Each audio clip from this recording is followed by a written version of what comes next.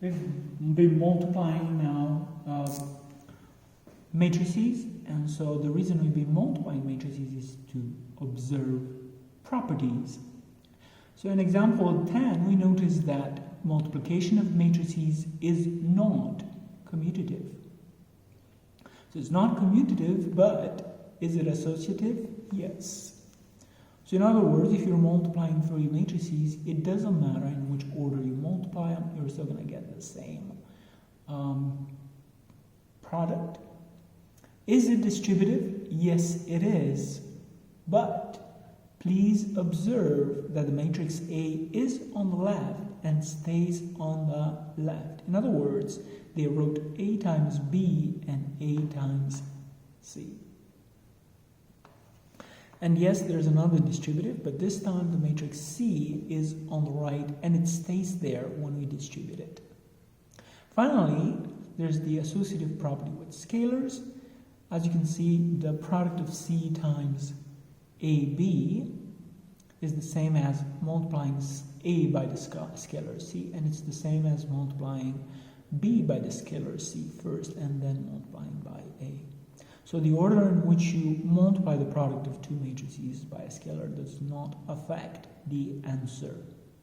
We've already discussed the identity matrix.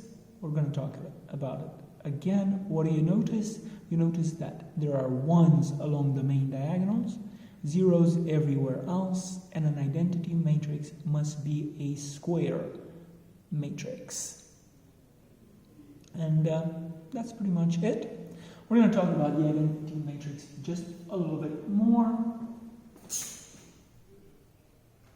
The identity matrix acts as the number 1 if the product of A times the n by n identity matrix exists, then A times the identity matrix is the same as the identity matrix times A, and it is equal to A, just like A times 1 is equal to 1 times A, which is just A. We now move on, not to this example, we'll come back to it later. There are applications of multiplication of matrices. We're going to see how multiplication of matrices can be used to solve equations. In the next lesson, we're going to learn how to find the inverse of a matrix. But in this lesson, we just will notice some facts like, let's find the product of A and X, and this should tell us how we can use multiplication of matrices to rewrite a system of equations. So let's go. A is 3 by 3. You can see it's a square matrix, 3 rows, 3 columns. What about X? X has 1, 2, 3 rows, 1 column. Can I multiply them? Definitely so. The middle dimensions match. What is the product? The product is going to be a 3 by 1 matrix. So the product C is going to be a 3 by 1 matrix. 1 column, 3 rows. Let's find those entries. So I'm going to take the first row multiplied by the first column and only column. So I'm going to do A11 times X plus A12 times Y plus A13 times Z. And this is my C11. Let's find C2. I'm going to take the second row, still multiply by the first column, I get A21X plus A22Y plus A23Z. Let's take a look at C31. Now we're going to multiply the third row by the only column, A31X plus A32Y A, 3, 3, Z.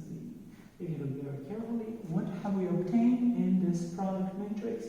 We have obtained three equations, three linear equations with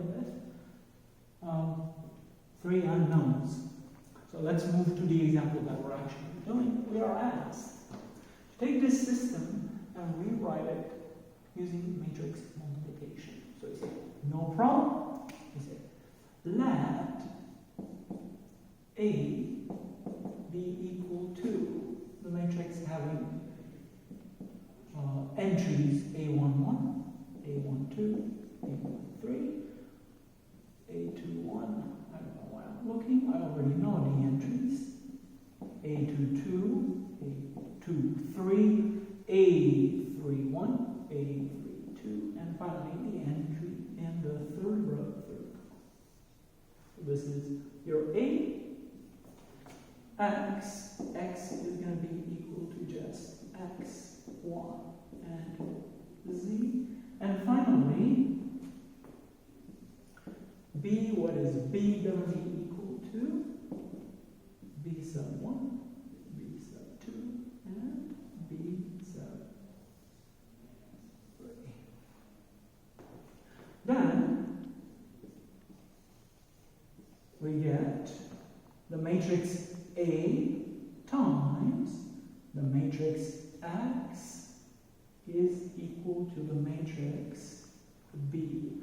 Again, remember what was A times X? It's on the other board. A times X is the left side of the equations. So A times X is equal to B. That's how we would rewrite the system using